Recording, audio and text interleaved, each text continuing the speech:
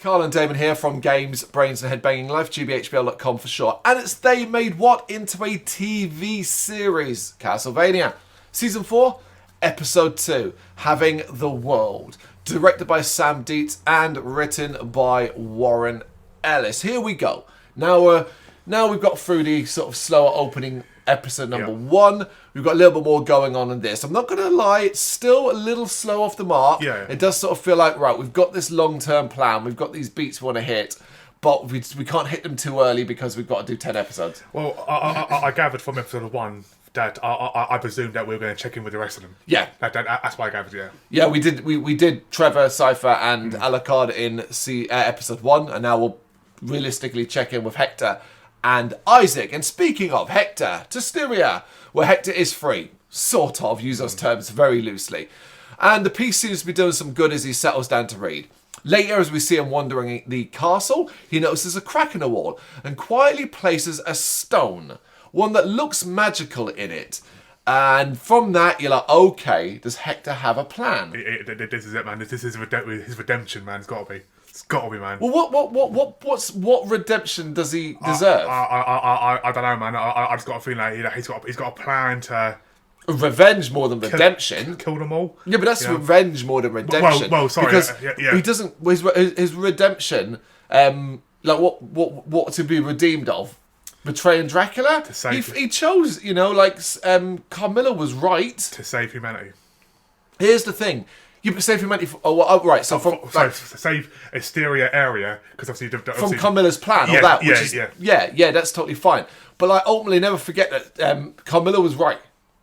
Carmilla was right to stop Dracula. Yeah. So you know what I mean? I think that's always easy to overlook. Yeah, of course. But Dracula's long-term plan was the end of humanity.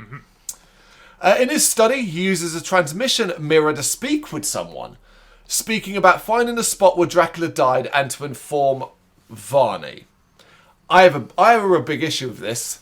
It's the first probably serious complaint I'm going to have about the show. What do you mean he's got a transmission mirror? What mean? I know he's free around the castle, but surely I can't believe for a second that Carmilla wouldn't have made sure he was being watched all the time. For him to openly be in his room or whatever to just talk to someone else, and it feels like we've missed a segment that how he even got in contact with Varney and all. You see what I mean? I agree. I feel like things were missing here. I agree with that, but after we cover 3 and 4, episode 3 and 4, I've got a little bit. Okay, but we're not on 3 and 4. We're on 2 right now. As of right now, obviously I wouldn't have seen 3 and 4 before watching this episode. But yeah, as of right now, I do agree. It's like. But regardless, you can't have a theory. Because, you can have a theory, but that doesn't change the fact, because the theory isn't fact, a fact that this is what we're being shown right now, and this feels a bit like, wait, what? I was a bit like, wait a minute, why does it seem like, and I even thought, even putting the stones in was a little bit of a push, because it's like, I find it hard to believe that, like I said, Carmilla wouldn't, have him being watched regardless. Unless she's not aware, because obviously she's allowing Lenore to be. Yeah, but she's letting, what do you mean she's not aware? She knows he's free walking around. She knows he's free walking around, but obviously he's in Lenore's care, and he's not there, it's during the day. I still think there's something deep going to happen between those two, man. So I'm convinced of it, man. Deep, explain. There's going to be some major betrayal, man. I'm into it, man. Major betrayal for who? For against Camilla. There's going to be a coup, man, an uprising, man. It's got a feeling. That I don't know where you've got that from. Because everything up to this point, and this is the thing, I'm gonna do spoilers here. You are so wrong. You have the wrong thing, and the thing is, I feel like you almost try to second guess the show and predict where it's going, when sometimes it tells you exactly where it's going.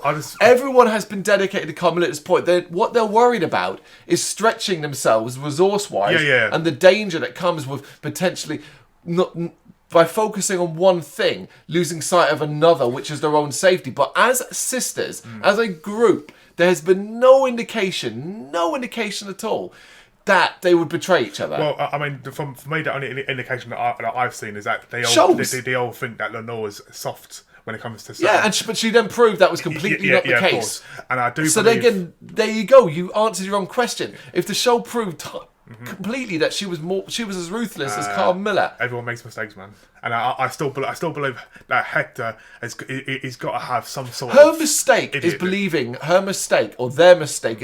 Hector is weak. Or that Hector was cowed or defeated. That's their mistake. Their arrogance, vampiric arrogance, is the mistakes they're making. But I do feel like you watch this. You're watching and waiting for twists, and sometimes the most logical and straightforward path. The most logical and straightforward path is the one that is laid out in front of you. I would have hated the idea, and I mean, I would have been bashing the show had he been going for big betrayals amongst a group.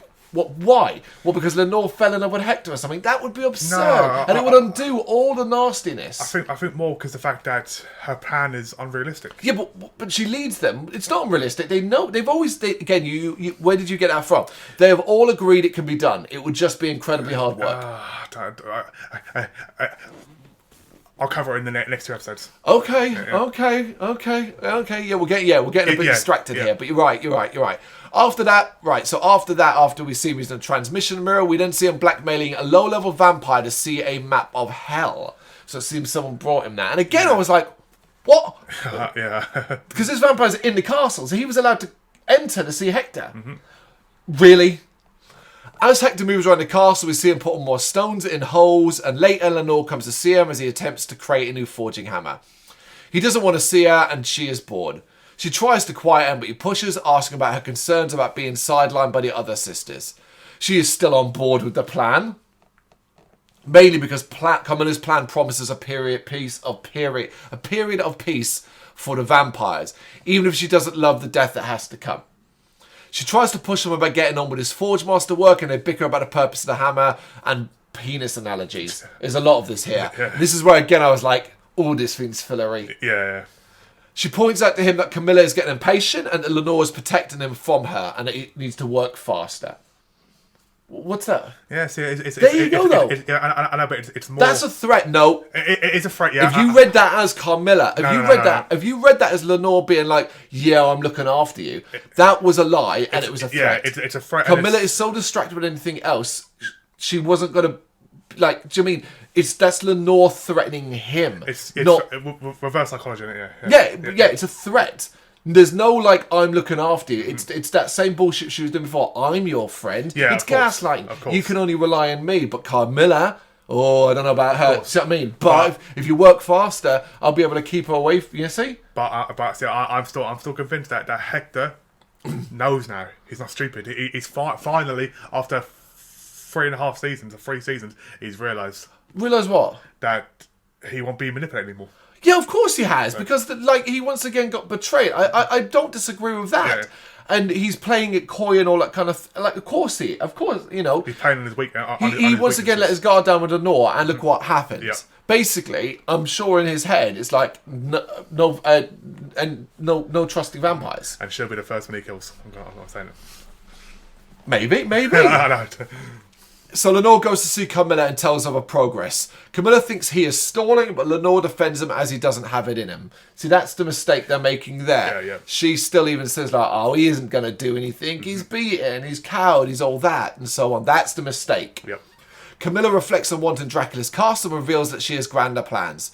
She's sick of having things taken from her, and now she's eyeing up the entire world. She shows Lenore a map revealing regions that have lost vampire rule because of the events of Dracula's court.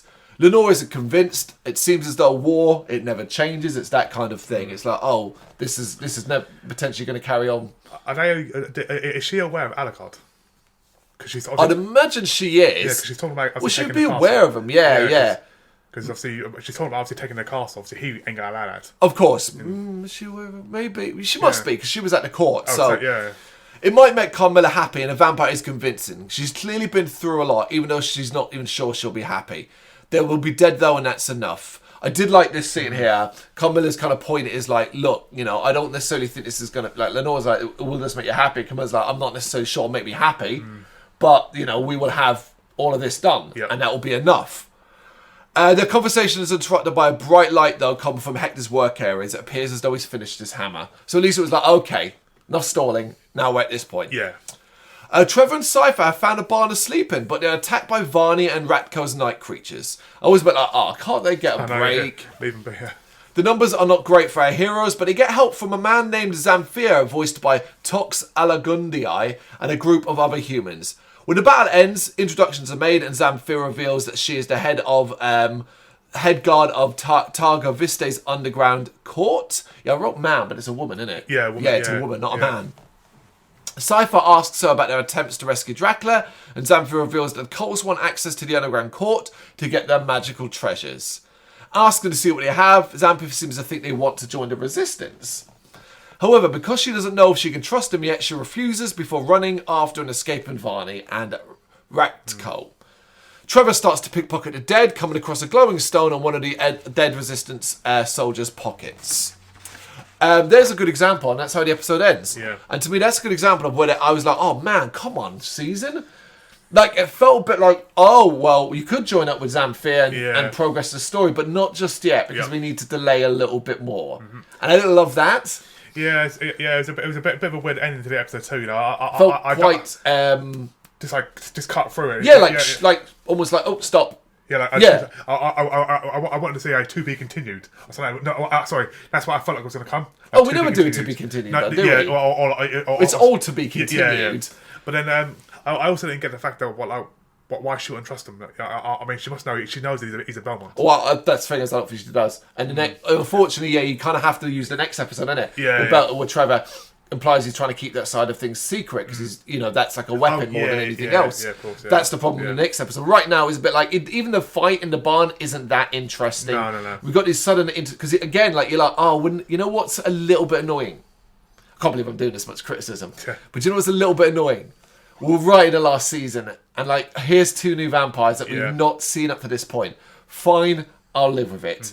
Because, later we will get in another episode, we'll get a brief explanation of why Varney might have been involved, but we hadn't seen him up to this point, even though I don't love that explanation. But like, here's a bunch of new good guys. Potential new good guys. Yeah, I mean... And it's like, oh, come on, show, man. We've got all the characters. And you know why it's really annoying? We're 2 episodes into season 4. We haven't checked in on Isaac once yet. You mean the character with the most compelling angle? We're not checking in on him. That's quite... This might be... I'm gonna say it. It's still not a bad episode because an average Castlevania episode is still a good Castlevania episode.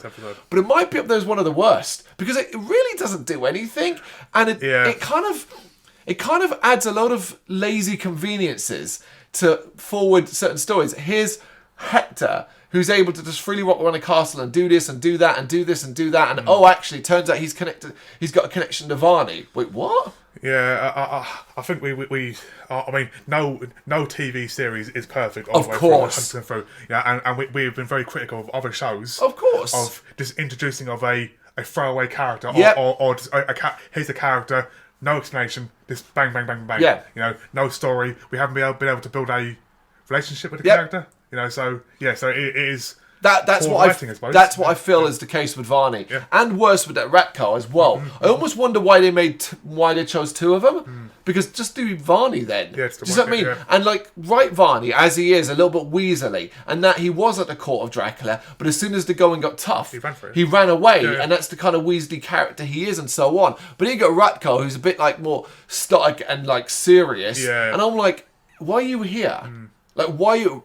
Varney feels like a convenience character. Yeah. Oh, he will be important later on because we're going to use him for this because we can't use anybody else because everybody else is either dead or tied up in other things. And it's like, man. Yeah. I know we've obviously got these new human characters, and it's like, okay, fair enough. I can live with them because they are going back to Targa Vista, and there would be things going on there and so on. Yeah, definitely. But I didn't love the fact where it's like, oh, okay, no, not yet, Trevor and Cypher. That's for a later episode. Yeah. And obviously, I am not a fan of what they're doing with Hector at the moment. Purely because I just think, like I said, it's lazy. Yeah. And it's like, the only way we can move him forward is to add stuff that we didn't see or were privy to. Yeah. And fair enough, time might have passed. How did he get the mirror? How did he get in contact with Varney? Yeah. Don't tell me he was in contact all along, because we've not seen a single iota of that. Yeah, in fact, remember, as I already said, Varney hasn't existed in this show up to this point. I can only presume, and this is again presumption, that nope, I'm not going to stop you dead in your tracks. You can't presume. you can't presume to things here. You can only go on what is being shown on your screen and told to us. I was only going to say, because obviously his ability to walk around the castle, maybe he found it. Because he's walking, 100%, maybe he found it, 100%. But you know what you do? Swap out one of the fluid scenes. Show him find it, Have him find it. Yeah, that would have made more sense. Have him find it in a dusty corner of a library that maybe that's so big. And it's dusty, and it means they never go in there. That they even forgot it. They forgot it was there. Just in a throwaway 30-second, have him opening up the box, and have him maybe the light in the mirror reflecting his face and his eyes widening. And you know what we got? We will know what that is. You know, I don't know. It's critical again, but it's still Castlevania, so I still enjoy it. Yeah, of course. You know, episode 2, Having the World from season 4. What do you reckon? You agree with some of the criticisms? Got any other thoughts? Let us know in the comments. Thank you very much for watching. If you'd like to see more content like this, please consider hitting the subscribe button. It is gratefully appreciated. You can find us over at gbhbl.com, our full website, where reviews, news, and so much more goes up daily. We're also on all social media platforms: Facebook, Instagram, Twitter, Threads, at GBHBL. Just search for GBHBL and you will find us out there. We also have merchandise on sale. You can access the shop via the website.